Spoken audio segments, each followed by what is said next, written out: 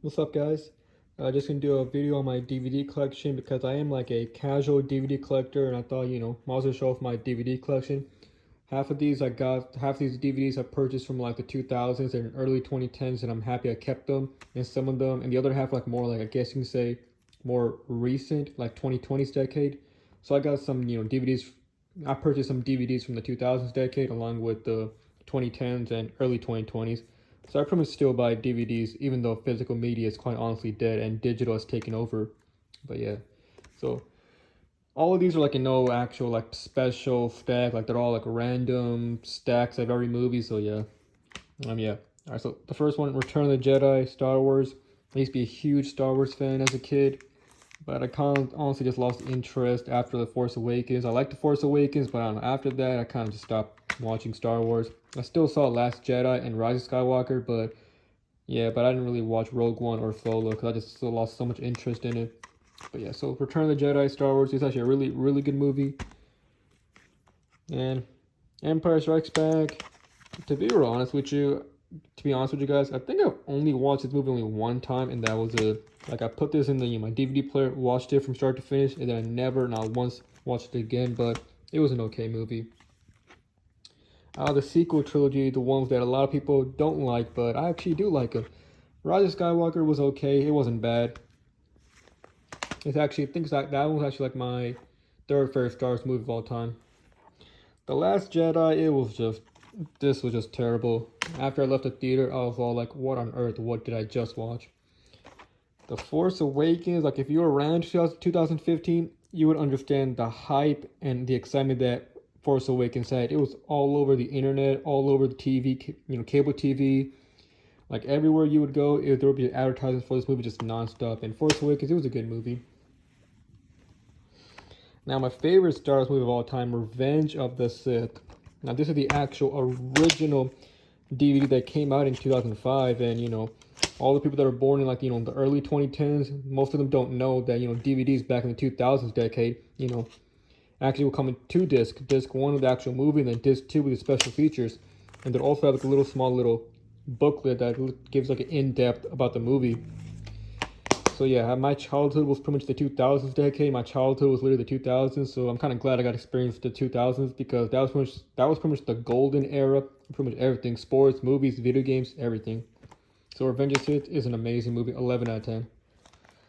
Attack of the Clones, I don't know which is worse, this one or Phantom Menace. Like one of those two is the worst Star Wars movie of all time, but I can't decide which one's worse. But Attack of the Clones is just so forgettable and everything.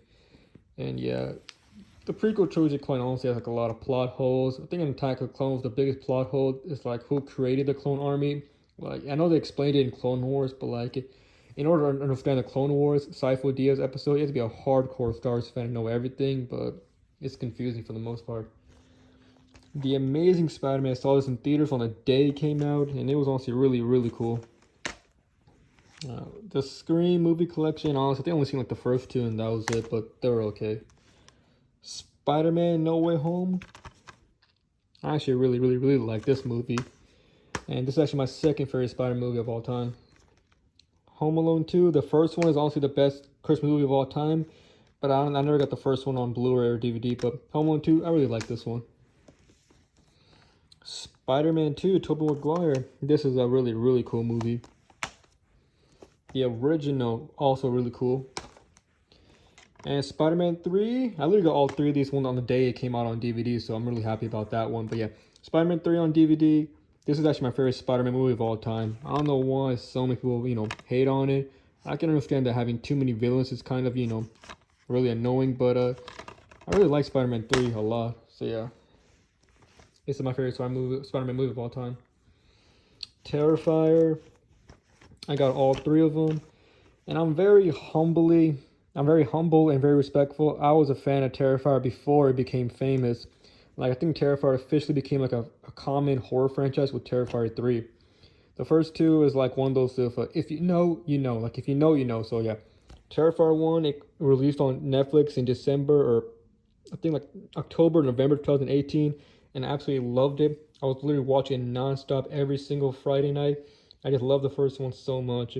And I remember The second one, I remember during quarantine 2020, I stayed up late, just keep on refreshing YouTube to see the Terrifier 2 trailer, and I remember seeing Sienna and Jonathan, go against Art the Clown in the trailer, and I was so disappointed that it got, delayed all the way up to 2022. So I saw Terrifier 2 in theaters, and I loved it. And Terrifier 3, I think this is the one that made the entire franchise very, very popular, very common. And I literally saw this at the midnight showing in my hometown, and I absolutely love Terrifier 3. This is actually think this is my favorite Terrifier film out of all three of them. So I'm very happy that I can say that I was a Terrifier fan before I became famous. I think the third one's the best. The second best is the second one, and the one that ranks below him is the first one. Like, Terrifier 1 was good, but there really not really much of a plot. I mean, not really much of a plot, more like three girls being hunted down by him. The Amazing Spider-Man 2, this is actually, I just didn't like it that much. I mean, it wasn't bad, but I wouldn't say I like it. Spider-Man Far From Home, this one was really cool. So yeah. And Beetlejuice. I never saw the original, but I'm a Jenna Ortega fan, so I watched it in theaters and I really, really liked it. It's pretty cool. Scream 5. This is the movie that actually made me become a fan of Jenna Ortega. Like, I never seen a single Scream movie up until 2022, and I saw this and I actually loved it. So I got it on DVD Blu-ray when it came out on Blu-ray. And Scream 6. This is honestly like an amazing, amazing movie. It's easily top 3 favorite movies of all time. So yeah, I'm a fan of Jenna Ortega now, so yeah. I honestly didn't really like this one. Wednesday, it was just so, in my opinion, I just didn't like it. And this movie, it was kind of weird, but it had Jenna Ortega in it, so I like it. The Fallout, really, really cool movie. And, I don't want to, have like a dark narrative, but this is actually real life here in the United States of America.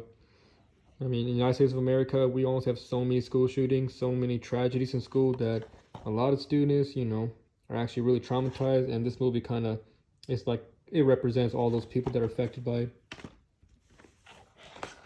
And the Fantastic Four. I used to love the Fantastic Four back when I was a kid in the 2000s decade. I really loved the Fantastic Four. I had the video game for the PS2 and the Xbox 360. And I love both movies. And even had the TV plug-in game. So yeah, so Fantastic Four, I love these two. And the remake in 2015 was just horrible. So yeah, like I said before, I'm a 2000s kid, and this was like one of the most common things that all 2000s kids liked. And now we got Nickelodeon, yeah, so yeah. We got Zoe 101, Drake and Josh, and then Nev's Declassified. So like, if you were a kid in the 2000s, these three were literally like your life. Like every kid, or everyone my age, when we were all kids in the 2000s decade, these three shows, we all loved these three shows to death. And Cartoon Network was also good, and Disney Channel was also good, but for the most part, I mostly watch Nickelodeon and Cartoon Network. But yeah, Zoe 101, Spring Breakout, Drake and Josh, Nev's Declassified. Oh crap, it all just fell right now, so yeah. Nev's Declassified is the cast right now, they're trying so hard to get a reboot, but I don't think there needs to be a reboot. Drake and Josh, there's no need for a reboot. It ended on a good manner. Drake got a record deal, and Josh was the assistant manager at the theater. And Zoe 101, it got a reboot, but oh my goodness, it was just, I didn't even see it. But quite honestly with you, it was like, I seen a couple clips of it. It's just so horrible. And when I mean horrible, I mean horrible. So for the most part, I think these three shows were honestly really, really cool. And like the shows that came after this generation was like Big Time Rush, Victorious, and I think iCarly at Full Swing. Like iCarly at Full Swing, I think that's when it's like, iCarly became really, really, really popular after these three shows ended, but yeah. Drake and Josh and Zoe 101, Nev's Declassified. I think all three of these shows are honestly the best shows of the 2000s decade. And it kind of sucks that there weren't really that many DVD releases for all three of them. I did a season 1 of Zoe 101 on DVD. And I think I had a couple of Drake and Josh and Nev's Declassified. But like more than half of the DVD releases for these three shows were like Amazon exclusives, so you can only get them on Amazon. You couldn't get them out. You couldn't walk into Walmart or Target and see them.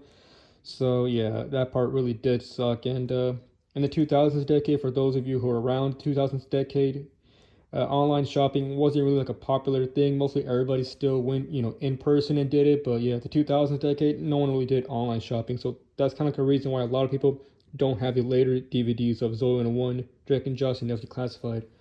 So that part really does kind of suck. Really wish they wish they weren't Amazon exclusives because they would have a lot more sales and a lot more people would have them. But it is what it is. So yeah.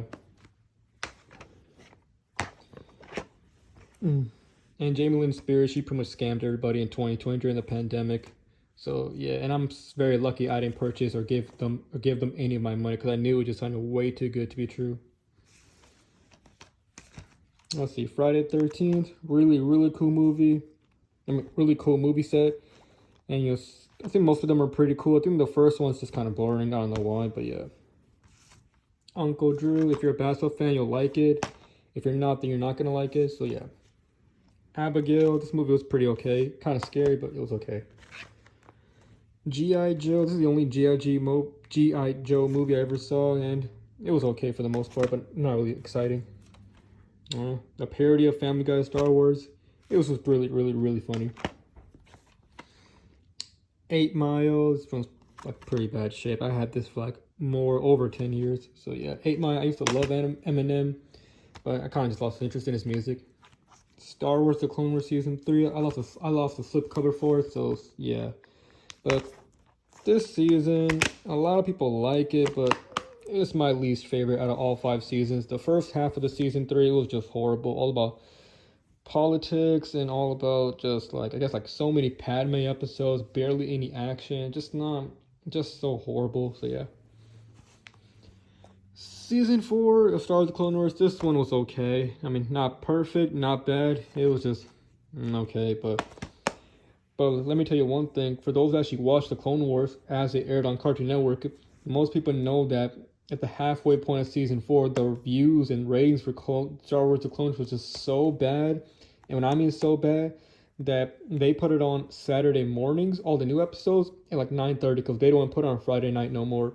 So yeah, the views and ratings were so bad for Clone Wars that Season 5, Star Wars: The Clone Wars, would, like during Season 5's airing, like when it first aired on cable TV, Season 5, Star Wars: The Clone Wars would only air 1 episode per week, and that would be the new episode. So the only time to actually watch Star Wars: The Clone Wars on cable TV was Saturday morning at like 9:30 when they aired the new episode. The ratings were so bad that Cartoon Network did not want to put it on, Monday, Tuesday, Wednesday, or even Thursday night for like everybody else to watch because the ratings were just so bad. And all the new episodes from like Season 1 to Season 4 do like a little small sneak preview, right? They will say, oh, the new episode of Clone Wars is like this and that. It will air next Friday. Season 5 did not have a single episode that actually had like a promo for it. Like it would not have any promos for all the new episodes of Season 5. And the ratings were so bad that the Clone Wars, it actually got removed on the Cartoon Network website. So the Cartoon Network website, Clone Wars was taken off during Season 5. So yeah. Straight Outta Compton, this is honestly a classic, really classic movie. It really shows how rap music used to be. And the last one, Regular Show, the first DVD of Regular Show to get the first ever DVD release of Regular Show, I'm sorry. So yeah, I used to love Regular Show, and I think I managed to watch every single episode. But to be quite honest with you guys, Cartoon Network, I think like in the early 2010s, the only show I really liked was like Regular Show, and Adventure Time I did not like, Clarence I did not like, Adventure, and I think it was called The Problem Solvers, and the other parody show called Mad. It just so I think Cartoon Network, in my opinion, in the early 2010s, it wasn't like that much fun, but yeah. In the 2000s decade of Cartoon Network, I loved it. False Enough for Imagining Friends, Kids Next Door, Grim Adventures of Billy and Mandy, Dexter's Laboratory, it was just honestly amazing. So yeah. Regular Show, it ended in 2017, and ended on a good note, because it literally showed everybody having kids and wives and everything. So yeah. So that was pretty much my DVD collection right here. So yeah.